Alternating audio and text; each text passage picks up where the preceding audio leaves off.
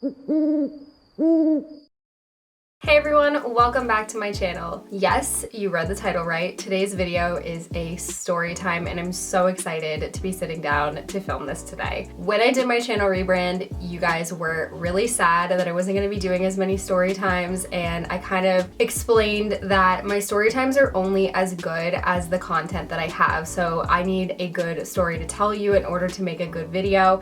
And in the past years, I have told so many stories here on this channel and I just kind of was out of stories. They also don't quite mesh with my lifestyle content that I've been putting out on my channel this year. So that's another reason why I've kind of moved away from them, but I know that they are you guys' favorite type of content here.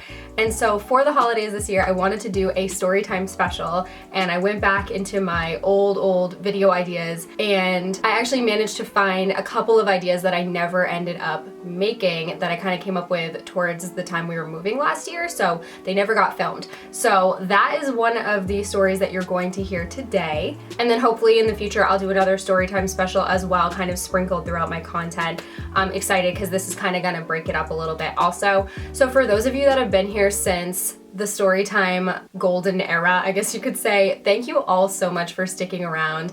I am so happy that I'm able to make this one for you today. So if you haven't seen my other two work horror story videos, I have two on my channel. There is one where I was working at my ice cream shop job, and while I loved that job, it had its serious moments. So that story time is up on my channel and I'm gonna link it below as well.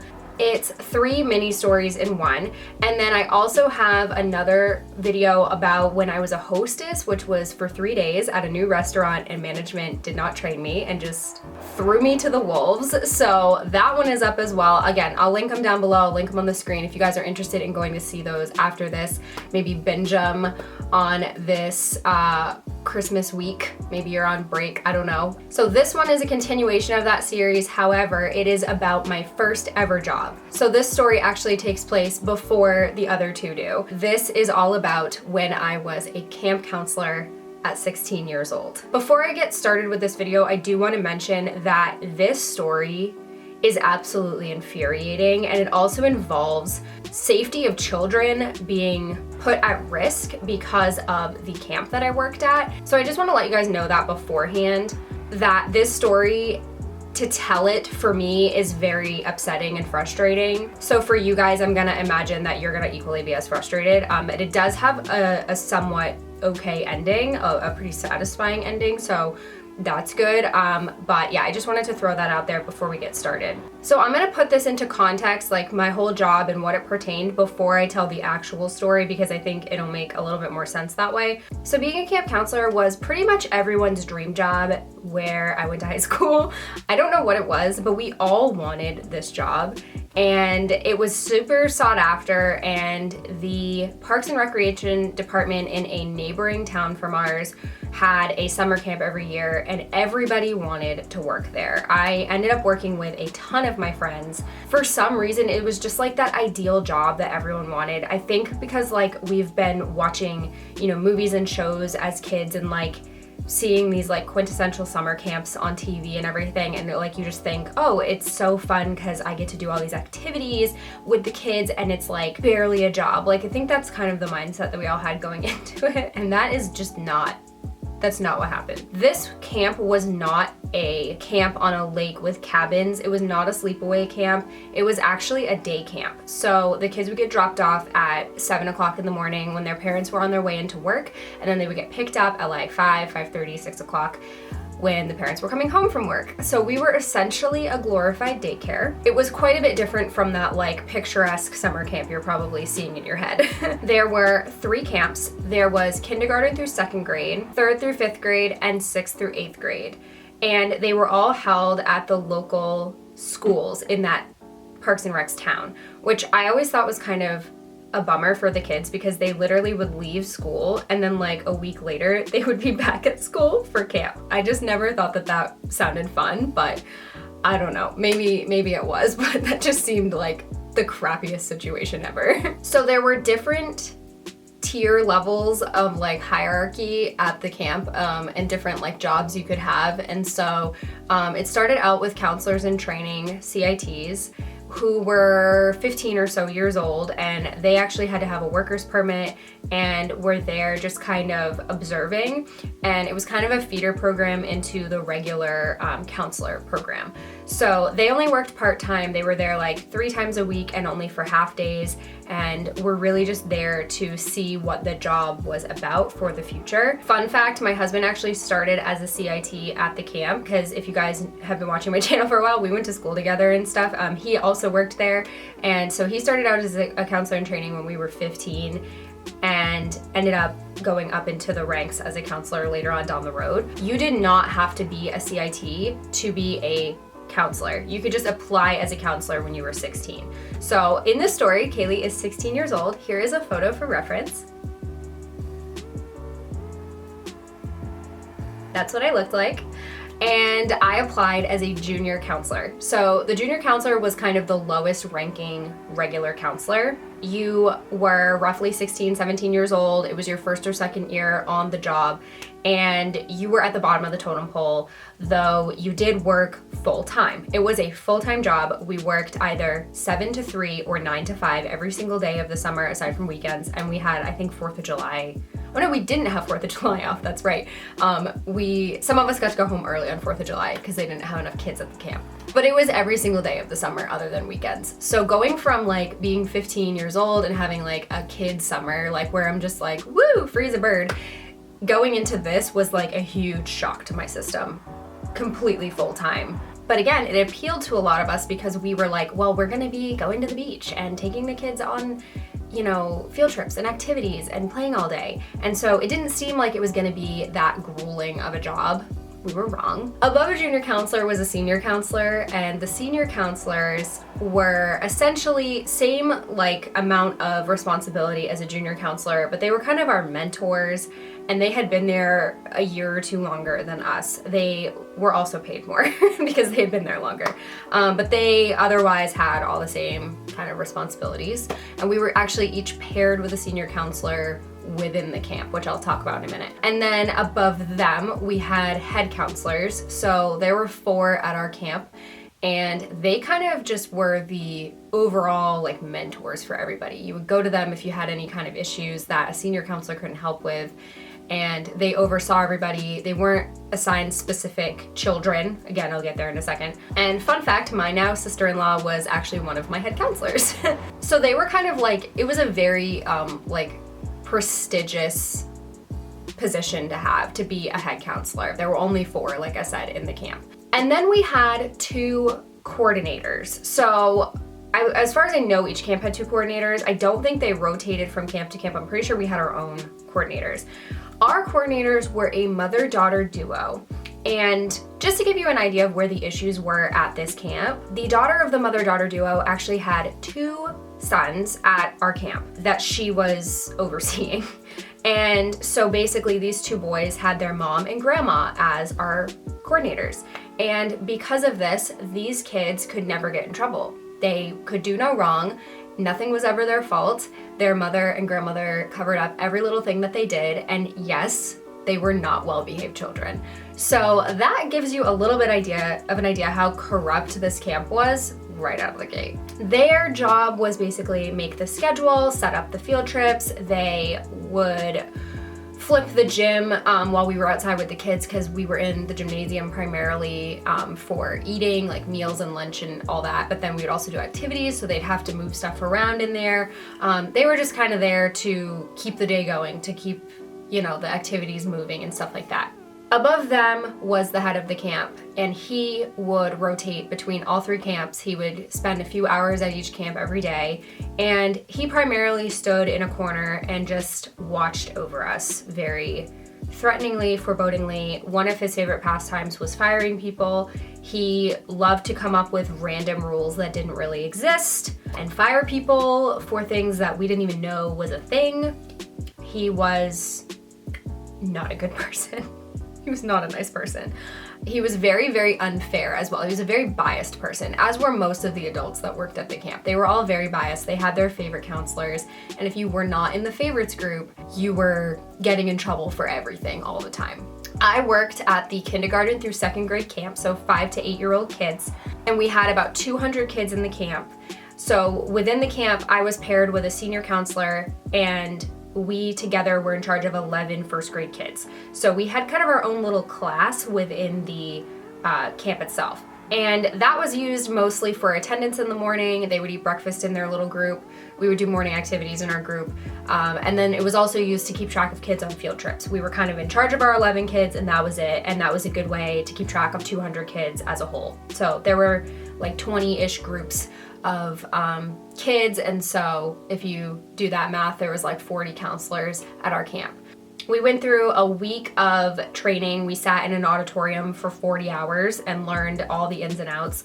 And then they kind of just threw us into it on week 2, and we kind of had to rely on our senior counselor partners to help us learn the ropes. And it was definitely a learning process.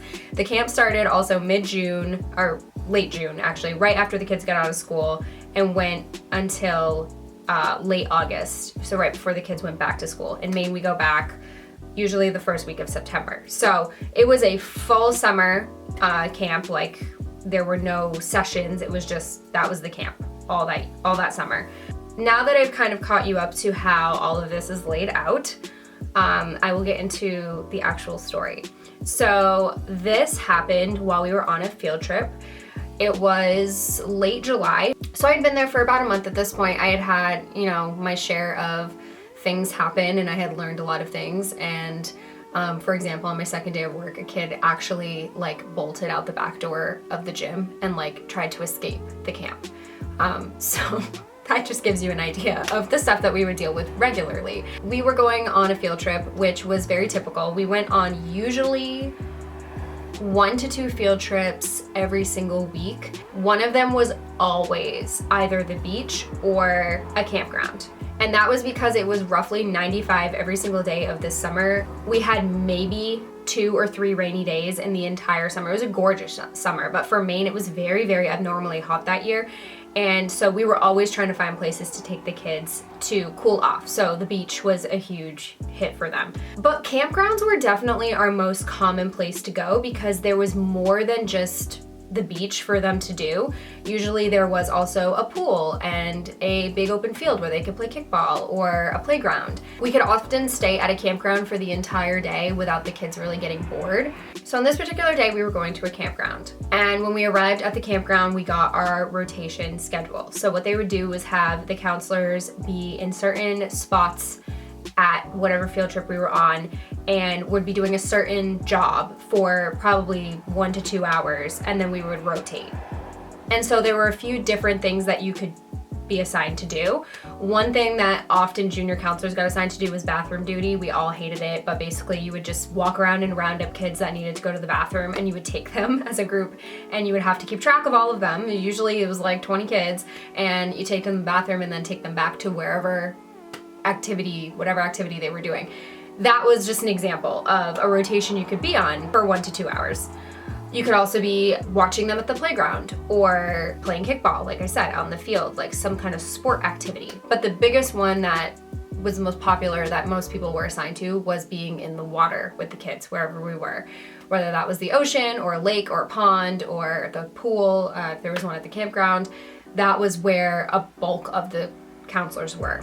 Now, before I talk about water duty, I have to talk about a gaping hole in the protocol of this camp, which had so many crazy rules for the counselors, but was quite shockingly lax in other areas, as you're about to hear. My sister went to a sleepaway camp for a couple years in middle school and early high school. What they were required to do on their first day was a swim test, and they had them all tread water for a certain amount of time, and if they couldn't do that, they were not allowed in the deep water without some kind of flotation device. I always thought that that was a really good protocol, and actually she ended up going to this camp like well after I worked as a camp counselor, so it wasn't something I'd ever heard of and didn't even know existed until much later. But this camp that I worked at had no such thing.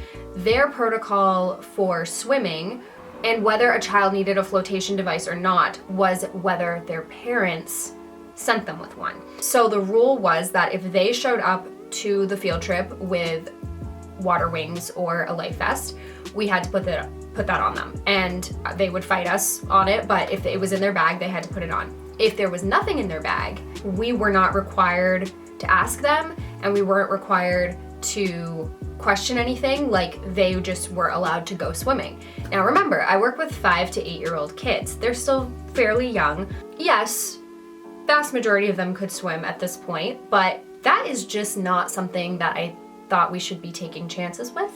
Also, an issue here was that we were relying on the parents to remember to send flotation devices if their child needed it. These parents, I mean, a lot of them were awesome, but some of them would forget to even send like sunscreen with their kid, or they would forget to send the bathing suit. Some parents would send their kid with a bathing suit every single day of the week in case we went on a field trip. So having them remember to send water wings or a life vest was just, for some of these parents, asking too much. And so you just never knew if like this was an accurate representation of whether their child could swim or not. And of course they're little, so asking them isn't really gonna get us anywhere. So they just kind of left it as a free-for-all. Now that you know this, we're gonna move on to what the counselors would have to do in the water. So you could be assigned to 3 different places in the water. You could be at your ankle depth, and those people were responsible for making sure that anybody with life vests or flotation devices had one on, making sure that they had put sunscreen on, which we usually did before we left for the field trip, so that wasn't a huge deal, making sure they weren't bringing food into the water or anything into the water that they shouldn't, that type of thing. You're basically screening them before they went in the water.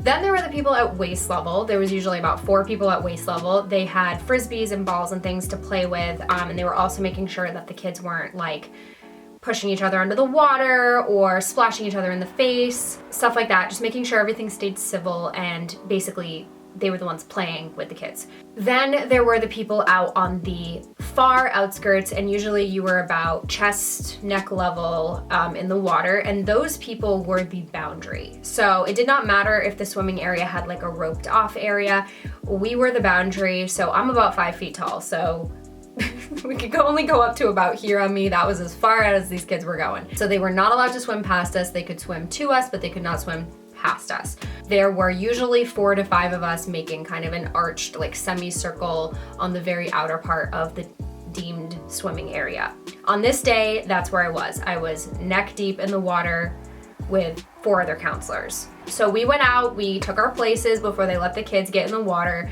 And honestly, being at this part of the water duty was fine, because often, like I said, it was 95 degrees outside. We were totally cool with being in the water, and you weren't playing with the kids or like doing anything like that. You were literally standing there and observing, and you couldn't really like turn to talk to the person next to you, but you could like kind of converse. We were probably about 5-6 feet apart. It was not like the most terrible place to be on a field trip. I didn't mind it, except for this day. So we're all standing out there, and I'm looking out at the shore, and I see one of the kindergarten campers waving at me from the shore.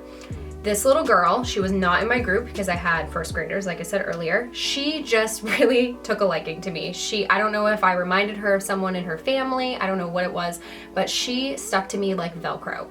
No matter what activity I was doing, wherever I was, she wanted to be there. She was very cute, very well-behaved little girl. And on this day, she had stayed at the beach because she saw that I was on water duty. And so she's waving to me, and I'm waving back, and I see her start to swim out to me from the shore. She has no water wings on, she has no life vest on because she doesn't have anything like that with her. So the counselors, following protocol, don't have to question that.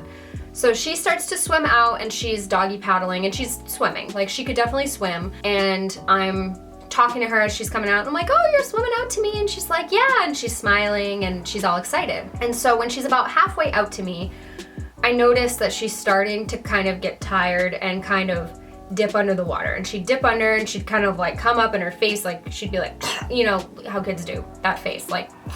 And she is coughing a lot, and her eyes are getting all red because she keeps going under with her eyes open. And I'm like, oh, are you okay? You know, like trying to kind of gauge the situation. And I see her face go from like very excited, happy to pure and utter panic. And she's kind of paddling a lot more frantically, And I'm realizing that she's getting very tired and that she can't stay up anymore. And she keeps going under and under and under and under. And so at this point, she's close enough to me that I put my arm out to her for her to grab onto. And she grabs my arm and hauls herself right up onto my hip. Like she's right here. Wraps her legs around my waist as tight as she can. She's got me around my neck like a vice. She's coughing, she's sputtering, she's crying, and she's freaked out because of course she just went under the water a bunch of times. Like that's scary. And I'm trying to calm her down and she's coughing a lot. Now, at 16 years old, I did not know what dry drowning was. I do now. I'm glad that my instincts were kind of like, she still might not be okay, even though she's not under the water right now. She took in a lot of water. We did not have lifeguard certification at all. None of the counselors did. We did have CPR certification. I was certified in CPR at the time, but we didn't have lifeguard training. So I don't necessarily know like if she's okay or not. I was just in shock, like freaked out because she had swum all the way out to me and I had no idea that she was gonna go under and that she wasn't confident getting out to me. There was just no way of knowing that. She's 5, like, you know, there's just no way of knowing until this is happening. And so I'm holding her and I look over at the other counselor and I'm like, I'm gonna take her in because she's coughing a lot and this is obviously scary. It was a scary moment. My middle sister was 5 years old at the time, so I was really relating in that moment to her and just thinking I need to get her out of the water. And so I walk with her out of the water, up on my hip. Obviously, we're drawing a ton of attention because here's a counselor carrying a child out of the water, and a bunch of the counselors come running over, and I kind of sit her down on the sand, and she's still coughing, and she's still freaked out and crying.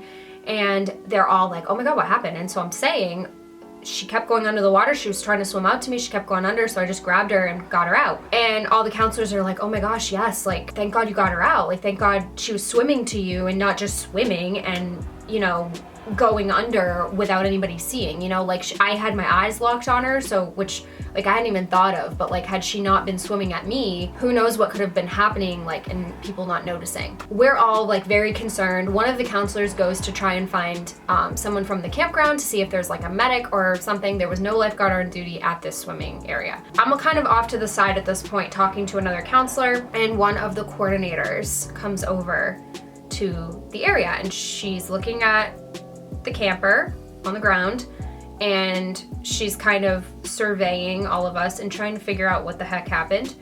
And so she asked one of the other counselors and they were like, oh, Kaylee got her out of the water. She was going under all the time and she swallowed a lot of water.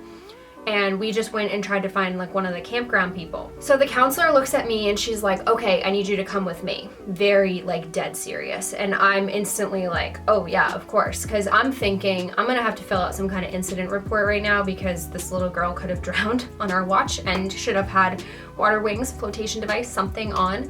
And having to be taken out of the water is a big deal. And so I follow the coordinator very far away. We went way out of the earshot of everybody else. And so as this woman comes to face me, first thing out of my mouth is she okay? Because I had kind of stepped away from the situation and didn't really know if there was anything wrong. Again, the dry drowning thing, although I didn't know what that was at the time. I knew that in my head, I'm like, I feel like this could be dangerous, that she took in all this water. The coordinator looks at me and rolls her eyes and she's like, she's fine. As though this wasn't a big deal, as though I was overreacting, completely gaslighting me into thinking that I had done something very rash in that moment. So I very quickly explained, okay, good, I was so freaked out, like she kept going under the water, and I'm trying to explain the situation, and the coordinator just completely puts her hand in my face and cuts me off, and she's like, I brought you over here because I need to talk to you about the fact that you very possibly could get fired. And I'm like, completely dumbfounded, like, was like, what? Completely shocked. I'm pretty sure my jaw was on the ground. I was like, how would I get fired over this? So then I'm thinking, oh my gosh, like, is it because she kept going under the water and like it was on my watch? Like, I'm thinking, oh my gosh, like I totally didn't mean for this to happen. Like, I didn't know this was gonna happen, and I'm panicking in my head. And then she goes, well, you've broke one of the biggest rules that this camp has. And then I got very confused because I was like, is saving a child from drowning one of the biggest rules? Like, can we not do that? And then she says, you know you're not supposed to pick the kids up.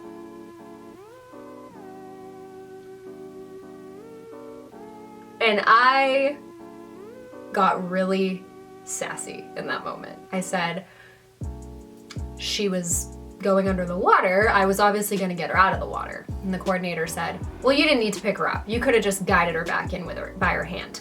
And I was like, no, because she literally crawled up onto me. Like, it's not like I picked her up. She literally pulled herself up onto me like I was a buoy so that she could be out of the water because she was so scared. I get why we had rules about picking kids up and like stuff like that. Like, we weren't supposed to touch the kids. We weren't supposed to pick the kids up. We weren't supposed to hug them. We technically weren't supposed to hold their hand. We weren't supposed to do any of that. There was a lot of rules at this camp. I did not think that taking a child out of the water when she could potentially drown was one of those rules. That just seemed not right. The coordinator basically then goes on and on about how this wasn't that serious and how I've made it this big serious thing, and how they basically don't want to draw a lot of attention to this, and I've drawn all this attention to it, and basically goes on to just tell me how they want to cover their asses, essentially, if we're being like blunt here. That's what they were trying to do. They didn't want this incident on any kind of record. So she basically tells me that I'm on probation, that I'll be being watched from then on, which we were constantly being watched anyway. It was like walking on eggshells at this camp, so that really wasn't anything new. We returned to the other counselors and I proceeded to tell everybody exactly what had just happened, because I knew at this point that like, this was really wrong. There had to be some kind of legal issue here. Now, if you're wondering like why I didn't report this camp, because I was 16 at the time, first ever job, and I still had a little bit of like fear and meekness in me, and standing up for myself was really, I mean, that moment was like one of the biggest moments I had that whole summer. I had been yelled at many times before by other people at this camp, and I had just kind of taken it. And this was the one time that I was like, no, I'm not gonna take it. Do I wish that I had stood up more for this little girl? Absolutely. Looking back, I wish that I had marched up to her parents and told them that day, because guess what? They didn't tell them. They sent her home without saying a word. I honestly should have walked away that day as well and just not come back to work, but it was the end of summer and I wanted to finish out the job. So I decided to leave in mid-August. They actually put out the schedule, and the college kids were usually the ones that could leave in mid-August because they would go back to school earlier, and then the high school kids couldn't really leave until the very last day of August, but I decided to put my name down for August 11th, and the camp was very mad at me about it. They were like, really? Like, you're gonna leave this early? Like, we needed you until the end. And I just said, yeah, I'm leaving that early. I didn't give them a reason or anything. I just said, nope, I'm leaving August 11th. I wasn't really sure why they wanted me to stick around longer anyway, because I was on probation and like, I was under this impression that they did not like me, but believe it or not, they actually contacted me the next summer to come back, which blew my mind. And I actually did end up going on to work for the after school program for this same Parks and Recreation, which was a very different situation than the summer camp. But I will say that I ended up leaving that job because we still had issues with adults not taking any kind of responsibility and throwing counselors under the bus all the time. So this was just a reoccurring issue throughout the entire Parks and Recreation department that ran these camps. Yeah, I left and I vowed I would never, ever, ever go back to the summer camp, and I did not. I don't think that they changed anything based on this situation. I could be wrong. I wasn't there the following summers, but I really, really hope that they did. I hope that that opened their eyes to the fact that they really should have a swim test for kids. They really should require flotation devices for kids. Like, we're responsible for these people's children. And if I was a parent, knowing that the camp didn't set any rules for this, I would be really concerned. Now, I promised that there would be a satisfying ending here, and the satisfying ending is that every single one of the adults that I worked with at that camp that summer later on were all fired from the department. They were all banned from working there because they were doing a lot of shady things behind the scenes, which, come on, none of us are surprised. None of them work there anymore, so it's completely under new leadership and everything. So I'm hoping that it's a lot better now than it used to be. But yeah, they all got fired. So that just made me feel so much better when I found that out. It was not for several years after, but they did get fired. So I wish I had stuck up for that little girl. I think about that all the time, every time this job comes up, because my friend Lindsay worked there as well. We talk about it all the time, and Brandon worked there too, so we talk about this job a lot. This story always comes up, and I always say how I wish I had done more that day. And I'm just really glad that I was the one that she was swimming to, and I'm glad that I could have enough sense to break that rule in that moment and to get her to a safe place. So I don't know what she's doing today. She's definitely like a lot older. This was 12 years ago, so hope she's doing well. And I just had to tell you that one. So I hope you guys have enjoyed this story time. Make sure if you like my story times and my lifestyle content that you give this video a thumbs up and you subscribe to my channel. I'm going to try and sprinkle some more story times in here every few months, as permitting I have the content for them. But thank you all so much for watching, and I will see you all in the next one.